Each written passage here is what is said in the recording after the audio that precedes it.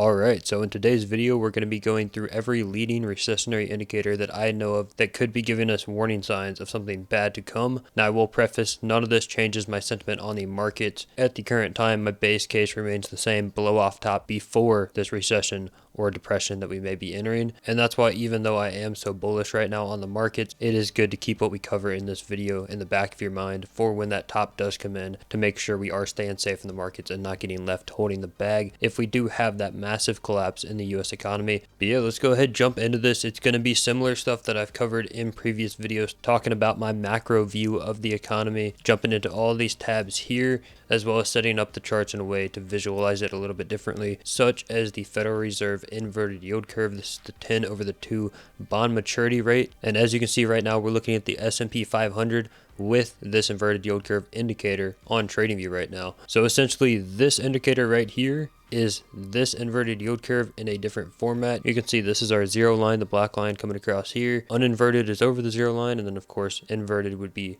under the zero line. I've covered this in previous videos, so I'll be brief, but essentially when we go inverted, that is not the time to worry. It is just telling us that a recession is possible when we get uninverted on the yield curve. When we actually do come out of this thing is when our recessions do happen, such as the dot-com bubble and 2007 going into 2008. Whenever the yield curve has gone from inverted to uninverted is when recessions happen. Currently, we are inverted on the yield curve, signaling that a recession is cooking, but it will not take place until we get uninverted on the yield curve. Something else to note about this indicator is that markets are actually most bullish while the yield is inverted. So it is not telling us to panic right away, but if we do go ahead and look at this indicator on TradingView, first of all, ignore all of these vertical lines. That is for the next indicator we're going to look at, and it just happened to copy it over because I'm using the same pair to look at it. And actually, I'm going to go ahead, I'm going to remove these because it is really hard to visualize what I'm talking about. I'll put them back for the next chart we look at. But yeah, you can see these red boxes are when we are inverted on the yield curve, and I'll actually put in when we cross back over the zero line, which is when it's time to worry. You can see right there in 2000, right here in 2007, and then you can see current price right now. We are still inverted on the yield curve. Something to take note of though, like 2000 dot-com bubble, which I think is, similar to what we're seeing right now with AI. We are seeing that big bubble in the tech sector. So if it is to play out like 2000 with the inverted yield curve, the top actually comes in before we get back uninverted. So that is something to definitely take note of. Like, the top could come in while we are inverted, especially because we have been inverted for so long. We need to be cautious. So yeah, that's the first indicator there. It's the inverted yield curve. Make sure to go do your own research and understand why it actually does play out like it does. Next up here is where these red lines actually do come into effect, and this is purely a TA indicator, right? A charting indicator. It's the relative strength index that we use every day when we are just charting on our cryptos, Bitcoin, any pair. The RSI is our best friend, and when we zoom out to a monthly time frame on the RSI, it can signal macro tops or bottoms. And what I've done here is marked out every time we have gotten a convincing 1 month bearish divergence on the RSI. You can see back in 2000, we were getting bear divs all throughout this range, and it wasn't till we had that fifth draw of a bearish divergence on the monthly time frame that the top actually did come in. Whereas in 2007, on our first drive of a bearish divergence, that signaled the top. You can see currently right now we have gotten multiple monthly bear divs throughout this parabola, which have signaled minor corrections in the market, but nothing major outside of maybe this 2021 bearish divergence. You could actually consider this a recession that we had during 2022, although it was very short lasted, and we are already making all-time highs once again with an even greater draw of a monthly bearish divergence. If I were to plot current bearish divergences, we have one right here, as well as technically we do have one right now. We are making higher highs on a monthly time frame, whereas the RSI is just getting lower and lower. Polling trends on RSI, you can see we have a macro bearish divergence going all the way back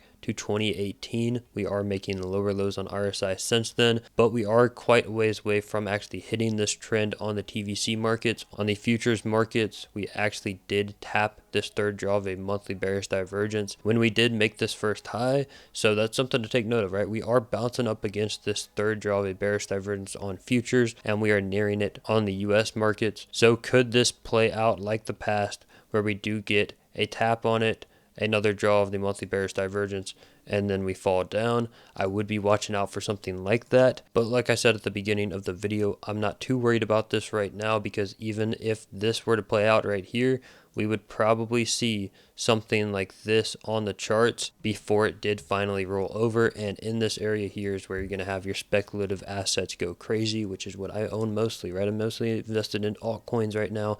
This is a crypto channel, so your altcoins are probably going to run at the most speculative time of the market, which would be a blow off top for the S&P, which has been my base case all along. Just know that this monthly narrative is on a wider time frame than we ever had in the history of the US markets. So when it does finally play out, I do believe it's going to signal the next depression that we haven't seen in 100 years, especially with how the chart is shaping up right now. These parabolas don't last forever, and when you have macro parabolas on an index such as the S&P, you certainly want to be keeping a close eye on when that top actually does come in, because it won't last for long and it will be violent to the downside once it does finish the parabola. Next up is going to be the unemployment rate. You can see that in blue right here, whereas the red is S&P, and I've put Bitcoin in orange right there. Something to take note of with Bitcoin is Bitcoin has only seen up for the stock markets. It was created after the 2008 recession. So the perma bulls that say Bitcoin can only go up, well, I'm sorry to break it to you, but the reason Bitcoin has gone up this entire time is because the S&P has also gone up this entire time, and Bitcoin does in fact correlate with the stock market, especially now more than ever with the ETFs. So taking that into account, we can see when unemployment rate is at its lowest is when we have the tops in the market, and as soon as this thing starts coming back up is when we see markets start to roll over. You can see back in 2000 and 2007 happened both times. What are we seeing now currently? We are seeing unemployment bottomed and starting to curve back to the upside while markets are topped. So yeah, that top's going to come in soon. My targets are summer to fall. I do not think we make it to 2025. This is something to watch out for. This is one of the most accurate leading indicators for a recession, and this certainly is one of the scariest and most bearish things that we do see on the charts right now. If unemployment keeps rising here, then that is going to continue to signal to us we need to be de-risking in the markets and getting ready to pull that plug for when the top finally does come in. Next up here is going to be the United States interest rate given by the Federal Reserve. You know, they can either hike rates, pause rates, or cut rates, and every time we have seen them cut rates historically, it has marked a top in the markets. Look back at 2000 when they started cutting, look back at 2007 when they started cutting. It has marked tops in the market, and it has always come after a hiking cycle. Then after a pausing cycle. We have already had the hiking cycle, we have already had a pausing cycle. Now we want to be watching out for those rate cuts, which are predicted to be happening in September. And historically, the top has not come in exactly on the Fed rate cut. It does not mean that the top is going to be in September. The top could be in July, August, September, October, or November. Pretty much 2 months before, 2 months after. Within that window is when the top usually comes in. So this chart, along with CME Group's Fed rate cut predictions, is what you want to use to be watching out for when the Fed actually does cut rates. Right now, like I said, it's predicted for September. So we want to be watching out for that top to come in anytime this summer into fall, and this is the reason that my base case is a top comes in summer to fall of this year. Previously, if you go back to like the first videos on my channel, I was predicting a very left translated cycle for Bitcoin and a top to come in April or May, but the Fed has not cut yet. They have continued to push off rate cuts. So if they continue to push off these cuts to, let's say, 2025, then my market predictions will change. They are certainly not set in stone, but as of right now, it is looking more and more probable for that top to actually be in sooner rather than later. Next up here is going to be a chart of the personal savings rate. I haven't really seen too many people talk about this chart, but it certainly does correlate with recessions. As when we're in a recession, people tend to save as much money as possible, whereas when we're in a bull market and there is euphoria, people tend to spend as much money as possible. So as we can see here, during the 2001 dot-com bubble, savings rates were at an all-time low. You see here, during the 2007 bull market, savings rates were at their lowest. And you also see currently savings rates are back down at the lows from 2007, lower than they have been, where people were saving more due to a recession and due to COVID with those stimulus checks. Obviously, savings went parabolic. Yeah, so while this doesn't really have any reason to affect markets, it is a good indicator to look at that shows us where in the cycle we are, and we are at that point in the cycle where people are just not saving right now. Next up is going to be the Sahm rule indicator. This is an indicator based off of that employment rate that we were talking about previously, and essentially every time this thing crosses your EMAs, it has signaled a recession. This is the most pertinent indicator when it comes to predicting a recession recession in my opinion.